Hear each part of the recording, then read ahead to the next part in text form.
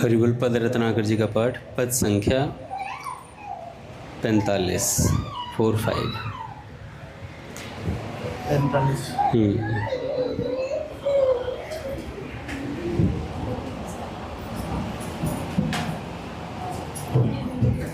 पद रत्नाकर जी का पाठ, पद संख्या 45, 45।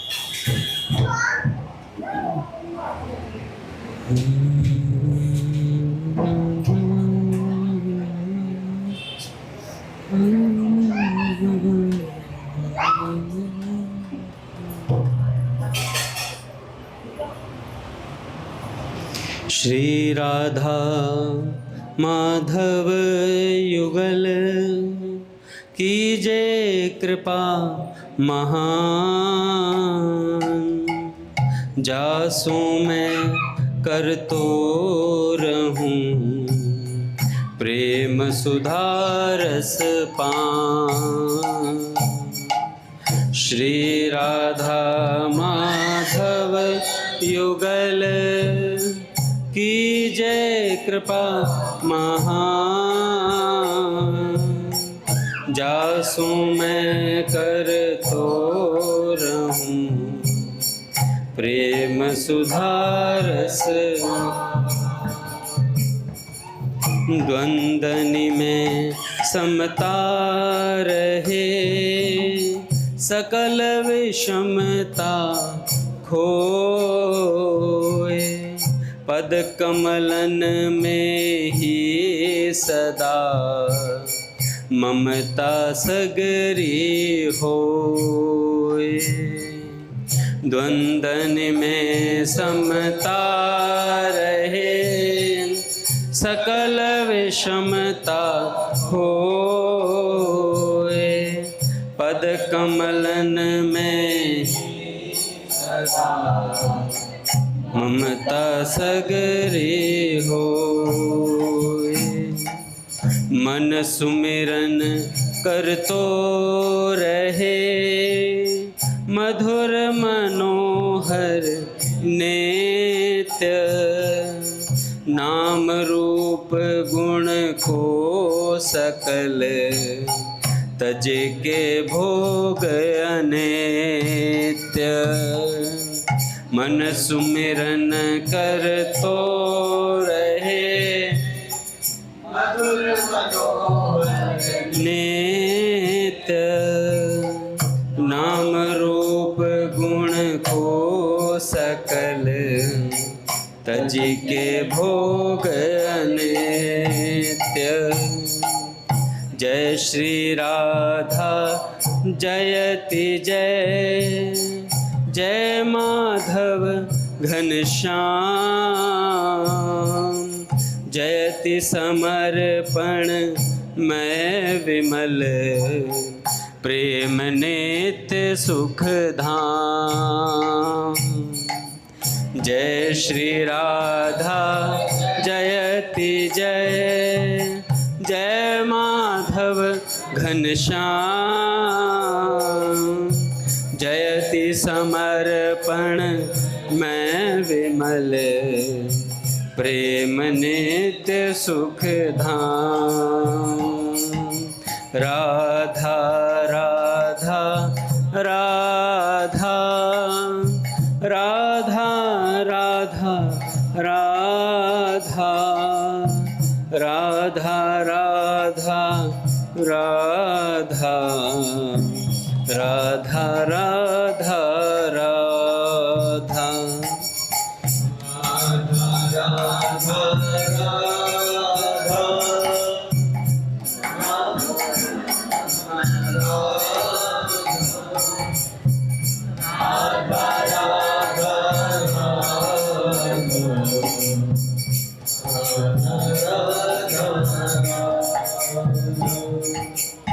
श्री राधा माधव युगल दिव्य रूप गुण खान।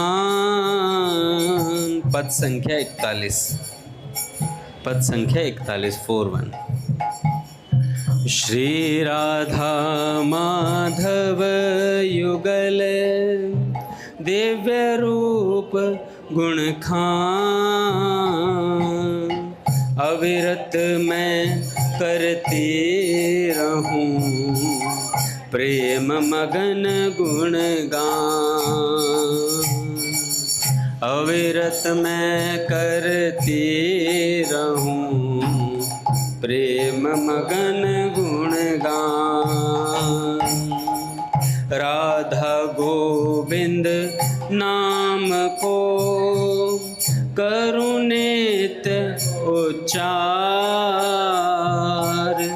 ऊंचे सुरते मधुर मृदु बहे द्रगन रसधार। राधा गोविंद नाम को करूं नित्य ऊंचे सुरते मधुर मृदु बहे द्रगण रसधार। करि करुणा या अधम पर करो मोय स्वीकार, पर्यो रहूं नित चरण तल कर तो जय जयकार। करि करुणा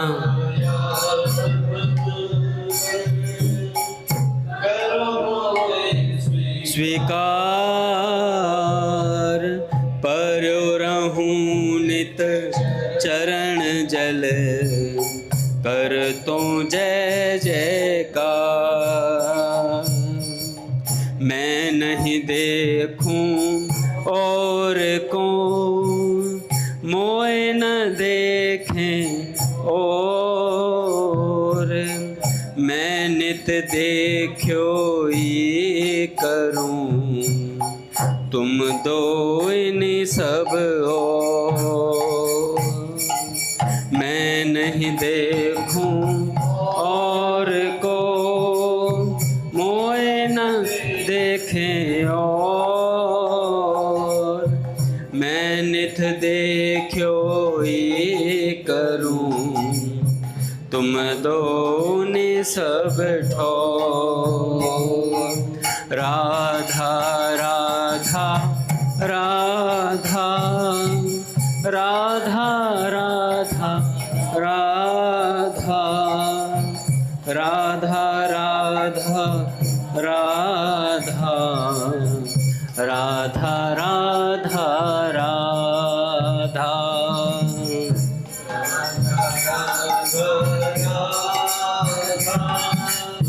राधा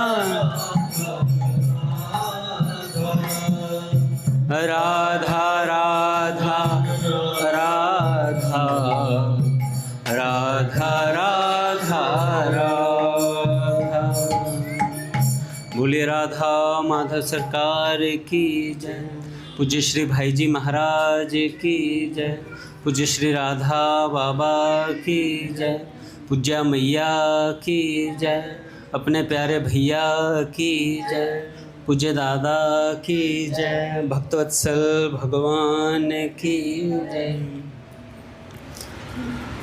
हरि बोल। बड़े सौभाग्य का क्षण है कि आज भी हमें सत्संग और कीर्तन का परम लाभ प्राप्त हो रहे हैं। पहले सेठ जी के कुछ वाक्य सुनते हैं, उसके बाद एक भक्त की चर्चा करेंगे।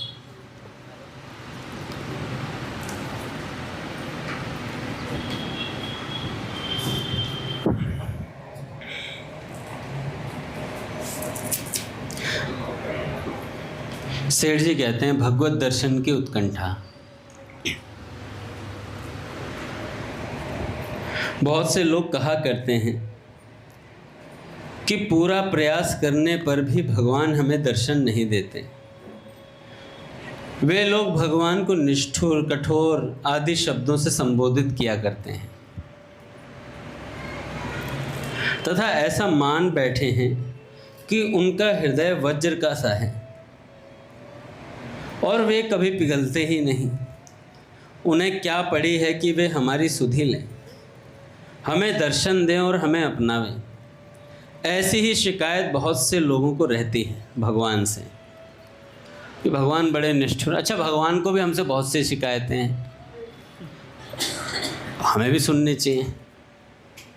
क्या शिकायतें हैं? जैसे आज काका ने बहुत सारी बातें लिखी, वो शिकायतें भगवान की तरफ से हैं। ये मत सोचना कि काका ने लिखी हैं, किसी और ने लिखी हैं। अभी और भक्त आ जाएंगे तो उस पर चर्चा करेंगे। काका थोड़ी चर्चा ही कर सकते हैं, काका समझा सकते हैं या समझ सकते हैं, क्योंकि समझनी भी है समझानी भी है। तो चर्चा करेंगे, जिस बात की चर्चा करते हैं उस बात पर ध्यान जाता ही जाता है। दिमाग में रहेगी चर्चा तो उस पर ध्यान जाएगा। कोई बात समझ में नहीं आती सेवा में, वो पूछ सकते हैं। भैया काका हैं और भी भक्त हैं जो सेवा बड़ी निष्ठा से देते हैं, तो उनसे पूछ लिया जाए कि भाई कैसे होगा कैसे नहीं होगा। तो ये सब बातें हमें सीखनी है भैया, क्योंकि पूज्य भैया आज कह रहे थे वहाँ जाकर भी सेवा ही करनी है, तो क्या ना यहीं से अभ्यास किया जाए। तो यहाँ से अभ्यास करने के लिए जिन्होंने अभ्यास किया वो उनकी माननी पड़ेगी। देखो मैंने तो ये बात बोल दी, सेठ जी अगली लाइन में यही कह रहे हैं, बात इसकी उल्टी है। शिकायत भगवान की हमसे शिकायत भगवान की हमसे है। हमारे ऊपर प्रभु की अपार दया है। वे देखते रहते हैं कि जरा भी गुंजाइश हो तो मैं प्रकट हो जाऊं। हम गुंजाइश का मौका ही नहीं देते भगवान को। भगवान देखते हैं ये थोड़ी व्याकुलता दिखाए, थोड़ा भाव दिखाए तो मैं इसका कल्याण करूं। हम उन्हें मौका ही नहीं देते गुंजाइश का।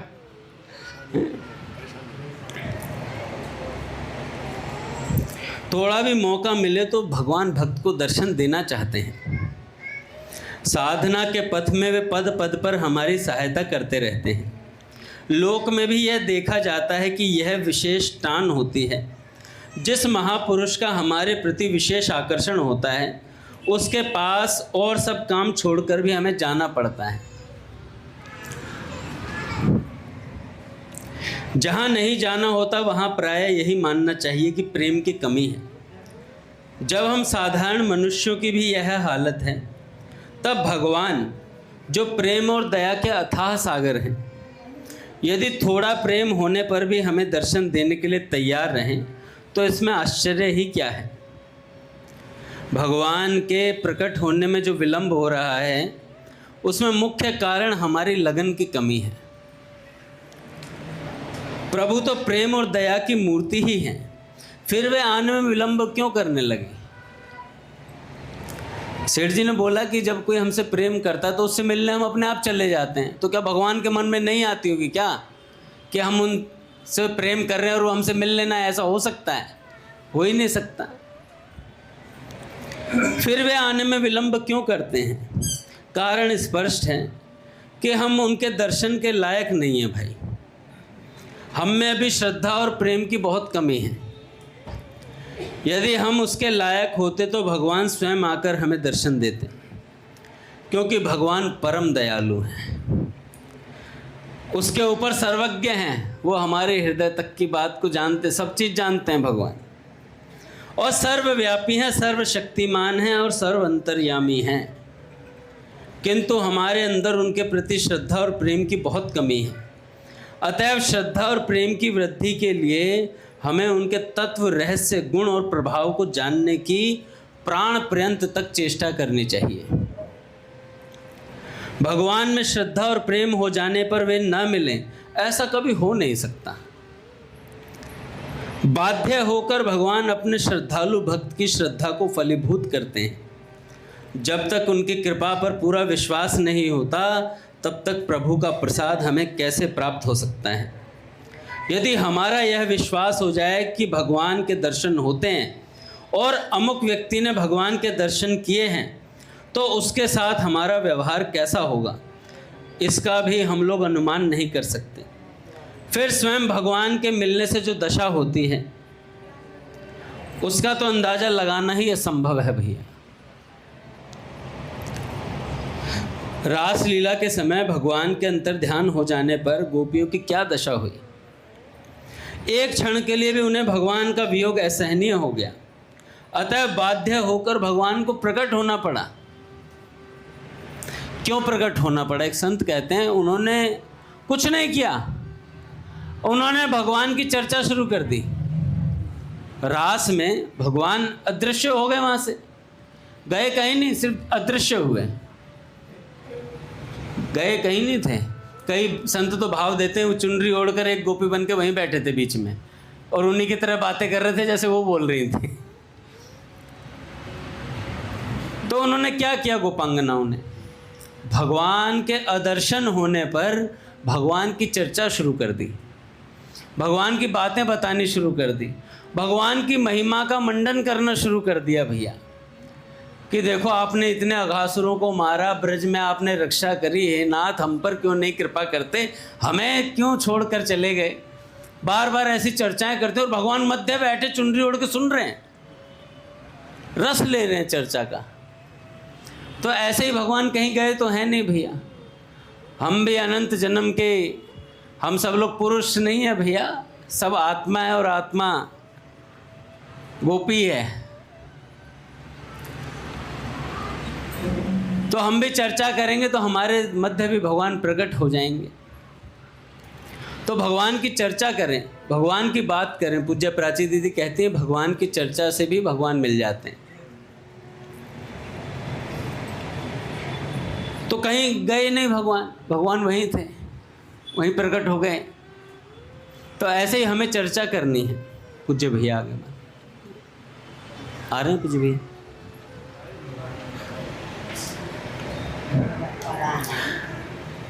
दुर्वासा जी के 10,000 शिष्यों सहित भोजन के लिए असमय में उपस्थित होने पर, उन्हें भोजन कराने का उपाय न दिखने पर द्रौपदी व्याकुल होकर भगवान का स्मरण करने लगी।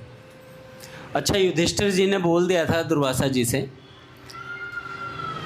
कि भगवान आप आए हो तो प्रसाद पाके जाना, तो उन्होंने कहा पाने आएंगे, एक बार हम स्नान करें आए। जब दुर्वासा जी को भेजा किसने?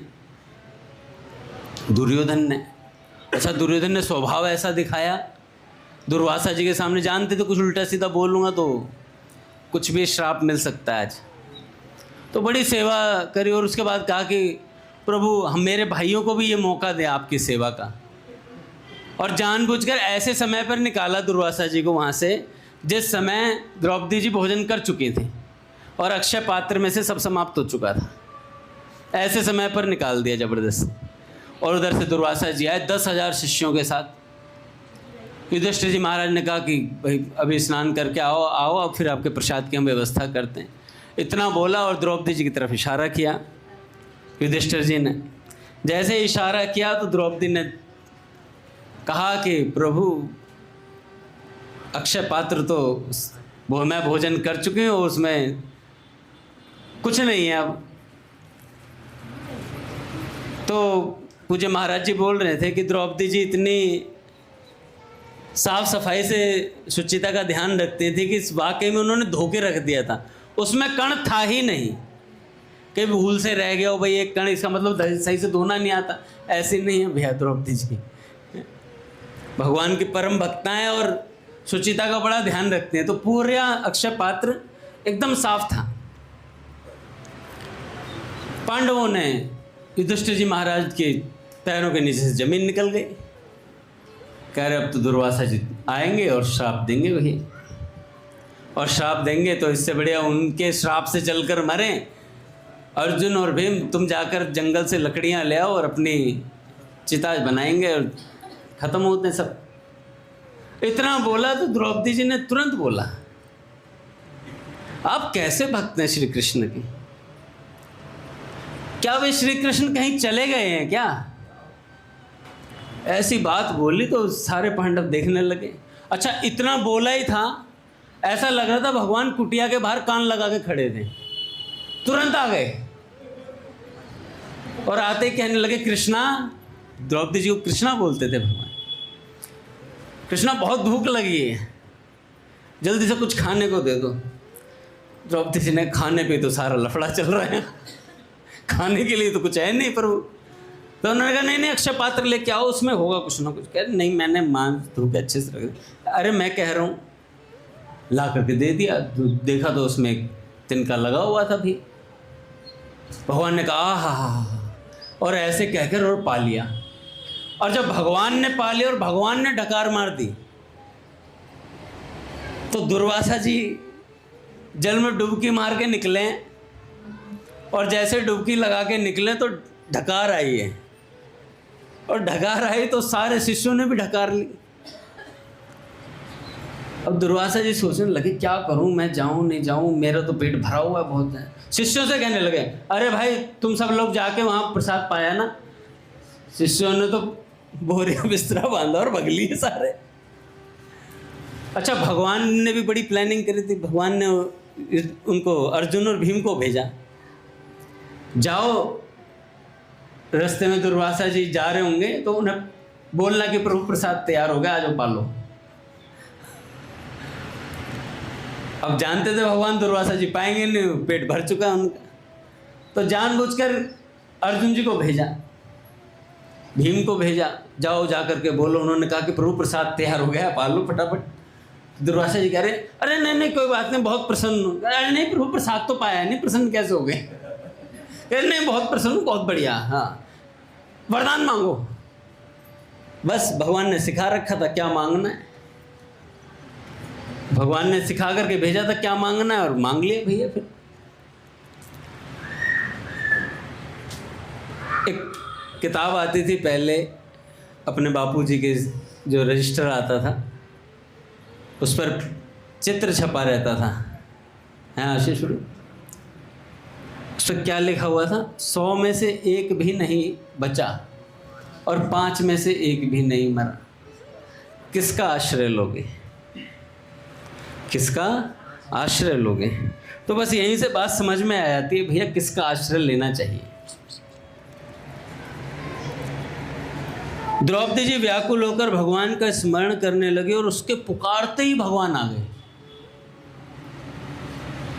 भीष्म पितामह जी ने,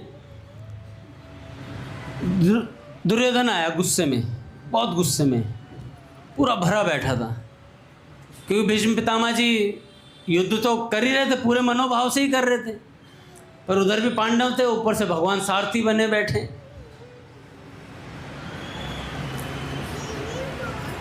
तो दुर्योधन बार बार भीष्म पितामह जी को ताना मारता कि आप ना मन से युद्ध नहीं कर रहे हो, आप भीतर से पांडवों की तरफ है। तो भीष्म पितामह जी ने कह दिया कि जब तुम जानते ही हो मैं उनकी तरफ हूँ तो बोलते क्यों बार बार, हूँ तो हूँ।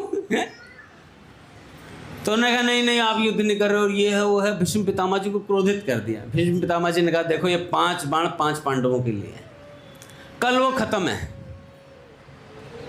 कल वो खत्म है। काका पट खुलेंगे हैं काका जी? श्री राम जय जय राम, श्री राम जय जय राम, श्री राम जय जय राम,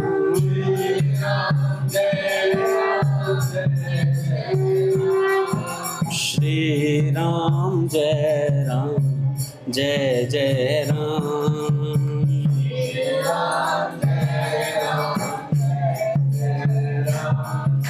जय जय श्यामा जय जय श्याम,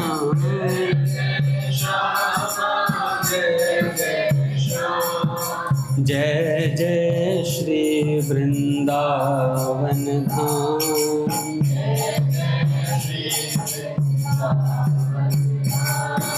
जय जय श्री वृंदावन धाम,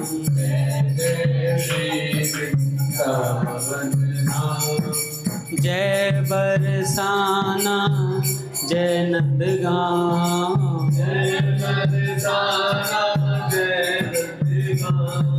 पावन राधे तेरो नाम,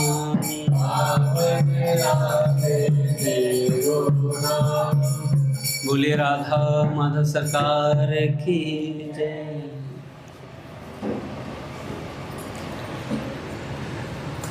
गुरुदेव भगवान की जय। तो भैया भीष्म पितामह जी ने प्रतिज्ञा कर ली, उधर भगवान को टेंशन हो गया, अर्जुन आराम से सो रहा था। तो भगवान ने अर्जुन को उठाया, अर्जुन तू जानता है भीष्म पितामह जी ने प्रतिज्ञा ले ली। तो अर्जुन कहते हैं हाँ प्रभु, नींद आ रही है। भगवान के पसीने छूट रहे थे। भगवान कह रहे भाई भीष्म पितामह जी ने प्रतिज्ञा ले ली, उनकी प्रतिज्ञा भीष्म होती है मतलब पूरी होके रहेगी। तो कह रहे हाँ प्रभु, तो क्या हो गया, सो जाओ आराम से। भगवान कहते हैं तुझे टेंशन नहीं है बिल्कुल भी, तू आराम से सो रहा है। कह रहे जब आप चिंता करने वाले हो तो मैं क्यों टेंशन लूंगा। जब जान की नाथ सहाय करें तब कौन बिगाड़ करे नर तेरो। जब जान की नाथ सहायता करने वाले हैं भैया, फिर कौन बिगाड़ सकता है। अब इतनी बात सोची तो भैया अर्जुन जी तो आराम से, अब ठाकुर जी को टेंशन है पूरी रात से। वो जानते थे कि भीष्म पितामह जी को प्रणाम करने के लिए दुर्योधन की पत्नी जाएगी। तो उन्होंने द्रौपदी से कहा तुम उससे पहले जाना और आशीर्वाद मांगना। तो फटाफट द्रौपदी जी तैयार हुई सुबह सुबह ही, और फटाफट तैयार होकर के भगवान साथ साथ चल लिए, कंबल ओढ़ लिए और साथ साथ चले। और कक्ष में जैसे ही द्रौपदी जी प्रवेश करने के लिए घुसे भीष्म पितामह जी के, तो भगवान ने कहा चप्पल उतार दो, लाओ मेरे को दे दो। और भगवान ने चप्पलें पकड़ ली और उसमें अपने शॉल में दुबका ली। अब द्रौपदी जी जाके प्रणाम करती हैं। जैसे प्रणाम किया भीष्म पितामह जी ने सोचा भाई दुर्योधन की पत्नी आई होगी आशीर्वाद मांगने, तो तत्काल भगवान ने, वो भीष्म पितामह जी ने बोला सौभाग्यवती भव। अब इतना बोला, नेत्र खोले तो देखा तो द्रौपदी जी सामने। और जैसे ही नेत्र खोले तो कह रहे कहाँ हैं। कह रही कौन। कह रहे वो छलिया कहाँ है जिसने तुम्हें छल करना सिखाया।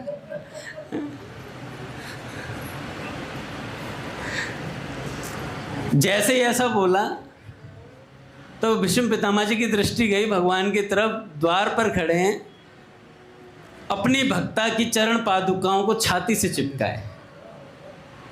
और ये दृश्य देखते ही भगवान भी भीतर प्रवेश करे। प्रणाम पितामह। कह रहे पितामह तो ठीक है, वो 5 बाणों का क्या होगा। कहाँ फंसवा दिया मुझे। तो भगवान कहते हैं भैया तुम जानो। तो ऐसी बात है भैया, जिसका भगवान पर विश्वास है भगवान पल पल पर रक्षा करते हैं। बस विश्वास होने की बात है। नरसिंह जी को दृढ़ विश्वास था भगवान पर कि भगवान आएंगे मेरी लड़की का भात भरने। नरसिंह जी आए, भगवान आए भी और मगन होकर गाने लगे बाई आसी आसी आसी हरि घणे भरोसो आसी। हरि पर भरोसा था किसको, नरसिंह मेहता जी को। और कैसा भरोसा, तो बिल्कुल विलक्षण भरोसा। उनके बेटे का विवाह तय हुआ तो जिस घर में तय हुआ था, जो पंडित जी गए थे तय करवाने के लिए, तो लड़की के घर वालों को पता चला। भाई कहीं से बाहर से पता चल गई कि नरसिंह जी तो कुछ रखते नहीं अपने पास, महात्मा बने घूमते हैं। और एक शब्द यूज करते हैं मोड्डे बने हुए हैं, और 16-17 मोड्डे हो रहे हैं। हमारे हरियाणा में शब्द यूज होता मोड्डे। तो ये मोड्डे बने घूमते हैं। और 16-17 सूरदासी संत अंधे हैं, वो भी हरी हरी हरी हरी करते घूमते हैं। इनके पास कोई धन धान्य नहीं है, कहाँ अपनी बेटी का विवाह कर रहे हो।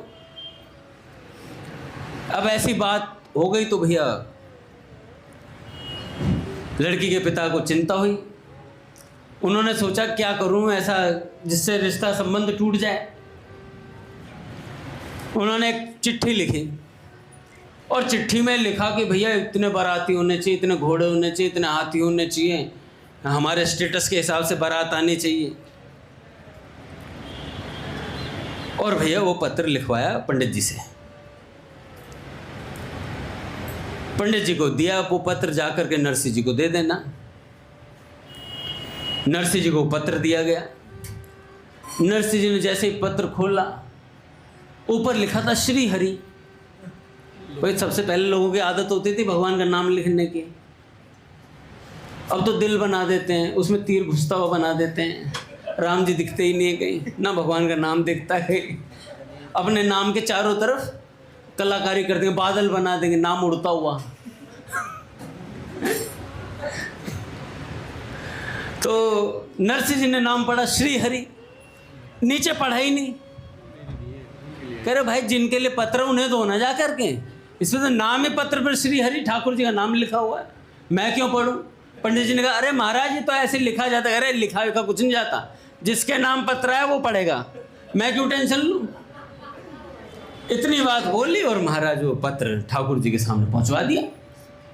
ठाकुर जी ने पढ़ा, इतने घोड़े, इतने हाथी, इतना लोग चलेंगे, इतने हैं। भगवान ने कहा यार ये तो टेंशन दे दी। दाऊ दादा से बोला, दाऊ जी बारात में चलना है। दाऊ जी ने कहा ठीक है। दाऊ जी ने भी अपनी जो सेना थी कहा तैयार हो जाओ, बारात में चलना है, खाएंगे पिएंगे। सखा मंडली से बोल दिया, सखा क्या कम है, पता नहीं कितने हजारों करोड़ों सखा हैं। और पूरी बारात चली। महाराज चली क्या महाराज, वो चली तो उनके गांव तक ही थी, वो चली नहीं कहीं भी, खड़ी थी। अभी तो खड़ी खरीद गई थी भगवान ने। तो भैया हाथी घोड़े बैंड बाजा और पूरा लाव लश्कर लेकर के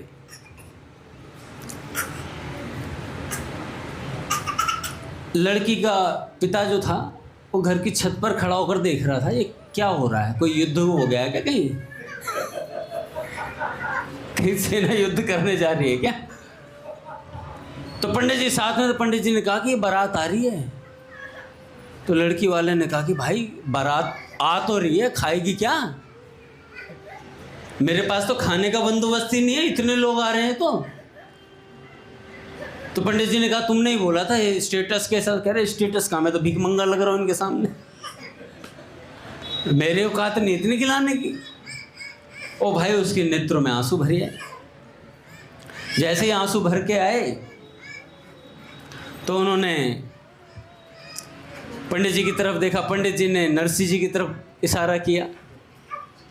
नरसिंह जी को दया आ गई थोड़ी सी। नरसिंह जी ने कहा कि प्रभु थोड़ी दया। कह रहे यार अजब आदमी हूँ, पहले पत्र मुझे समझा दिया, अब मैं बारात ले आया, नौता नोंद दिया सबको, ये बेचारे भूखे घूम रहे हैं। ये तो तुमने ऐसी बात कर दी, नारद निकुंज में फूल प्रसाद का मैसेज भिजवा दिया और उसके बाद तुम कह रहे फूल प्रसाद नहीं है। आज क्या घर पे चूल्हे बंद थे? चूल्हा नहीं होता था काका, क्या चूल्हा मत जलाना है, न्योता है। तो भगवान ने दाऊ जी से बोला, दाऊ जी देखो बात ऐसी है, अपन तो दूल्हे वाले की तरफ से रहेंगे, अब आप ऐसा करो आप चले जाओ दूसरी पार्टी में और वहाँ खाने का बंदोबस्त करो। दाऊ जी ने कहा ठीक है कन्हैया तेरी बात तो माननी पड़ती है। तो ऐसे भैया बारात की व्यवस्था हुई। तो कहने का मतलब है नरसिंह जी को इतना विश्वास था भगवान पर, वो टेंशन लेते ही नहीं थे। भगवान गाड़ी लेके आए थे, बूढ़े बैलों को ताजा कर दिया, एकदम तरोताजा, एकदम बढ़िया फिटनेस। तो भगवान पर भरोसा रखिए। सेठ जी कहते हैं कि भगवान के दर्शन में जो विलंब हो रहा है उसका एकमात्र कारण दृढ़ विश्वास का अभाव ही है। चाहे जिस प्रकार निश्चय हो जाए, निश्चय हो जाने पर भगवान ना आवे ऐसा हो नहीं सकता। वे अपने भक्त को निराश नहीं करते, यही उनका बाना है। यह दूसरी बात है कि बीच बीच में हमारे मार्ग में ऐसे विघ्न आ खड़े हो जाते हैं जिनके कारण हमारा मन विचलित सा हो जाता है कई बार। परंतु यदि साधक उस समय संभलकर प्रभु को दृढ़ता पूर्वक पकड़े रहे, तो सूत्र है रघुनाथ जी, और विघ्नों से प्रहलाद की भांति ना घबरावे, तो उसका काम अवश्य ही बन जाता है। प्रभु तो हमारी श्रद्धा को पक्की करने के लिए ही कभी निष्ठुर और कभी कोमल व्यवहार और व्यवस्था किया करते हैं। वास्तविक श्रद्धा इतनी बलवती होती है कि भगवान को बाध्य होकर उस श्रद्धा को फलीभूत करने के लिए प्रकट होना पड़ता है। आज मैं पूज्य मलुकपीठ सरकार को सुन रहा था, काका महाराज जी कह रहे थे कि प्रहलाद जी नाम के प्रभाव से आए थे और सत्संग भी किनका मिला था माता को? नारद जी महाराज का, बड़े गुरु जी महाराज का। तो ऐसे सत्संगी जो थे प्रहलाद जी, उनकी दशा 3-4 साल के बालक की बता रहे हैं। महाराज जी कहते, पूज्य मलुकपीठ सरकार कहते हैं कि प्रहलाद जी की 3-4 साल की उम्र में ऐसी दशा थी कि नाम सुनते ही पछाड़ खाकर गिरते थे।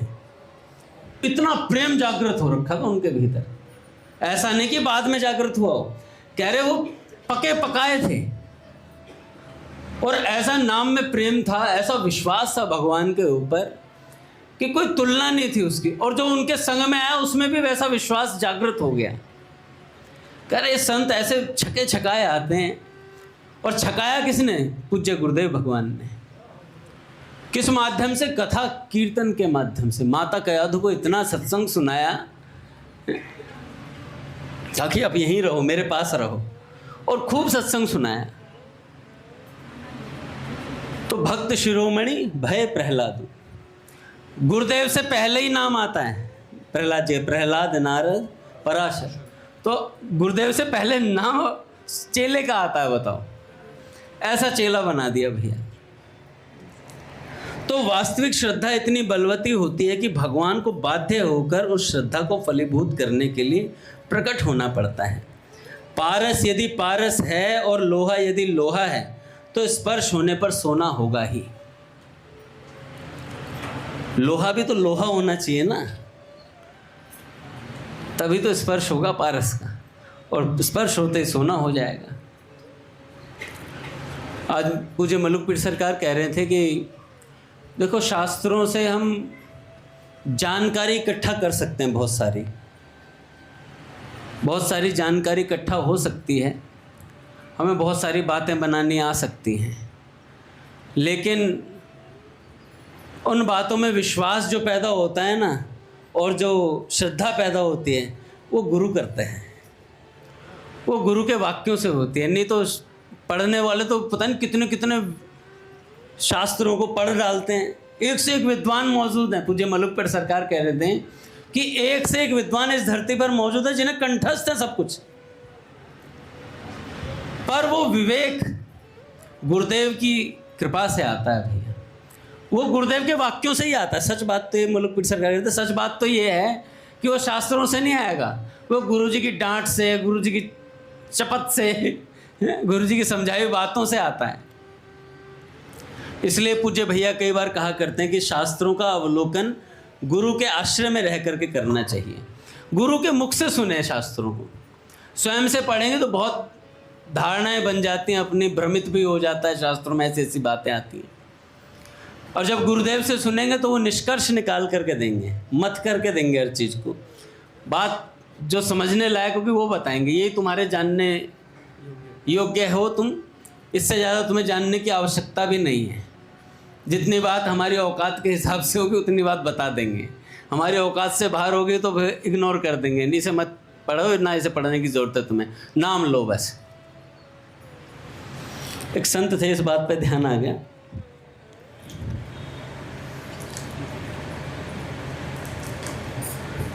लीलामयी आश्रम है कोई वृंदावन में, लीलामयी माता जी का नाम था उनका, संत का। उनका एक आश्रम है, वहाँ पर बड़े बड़े संतों ने सत्संग किया है। पूज्य श्री मथुरादास भक्तमाली जी महाराज और भी कई संतों ने वहाँ सत्संग किया। तो पूज्य मलुकपीठ सरकार कह रहे थे कि हमने भी एक बार वहाँ सत्संग किया। तो काका बम्बई से एक संत आए थे, और जब वो बम्बई से संत आए तो कथा हुई, और कथा हुई तो कथा का ऐसा प्रभाव उन संत पर पड़ा जो बम्बई से संत आए, सन्यासी थे, और उन पर ऐसा प्रभाव पड़ा तो उन सन्यासी ने कहा कि अब तो मैं महाराज जी के शरण रहकर ही भजन करूंगा। और वयोवृद्ध थे मलुकपीठ सरकार से, काफ़ी अच्छी उम्र के थे। तो महाराज जी से बोला कि महाराज जी आपकी कथा का बहुत प्रभाव है मेरे ऊपर, मैं अब यहीं रहकर भजन करना चाहता हूँ आपके आश्रम में रहकर। तो महाराज जी ने कहा ठीक है मलुकपीठ आ जाइएगा। मलुकपीठ उस समय बना नहीं था इतना अच्छा, उसमें एक दो चार ही कमरे हुआ करते थे, बाकी टीन शेड था या खुला पड़ा रहता था। और महाराज जी कहते कि हमारे तख्त के नीचे भी 2 जने सोते थे आसन लगा के। मुझे मलुकपीठ सरकार कह रहे थे कि हमारे तख्त के नीचे भी 2 जने सोते थे। और जब बड़े भक्तमाली जी महाराज थे तो महाराज जी उनके तख्त के नीचे सोते थे। तो ये तख्त के नीचे सोने की परंपरा चलती है भैया संतों के यहाँ। तो मलुकपीठ में गए, वो सन्यासी बम्बई से आए थे। बम्बई में उनका जो आश्रम था वहाँ पे कई हजार चेले भैया, वातानुकूलित सब कुछ था वहाँ पर, सब बढ़िया व्यवस्था थी। अब मलुकपीठ में गए, वहाँ पंखा भी नहीं, गर्मी में तप रहे हैं लोग, और एक तख्त के नीचे 2 जने घुसे हुए, महाराज जी ऊपर बैठे।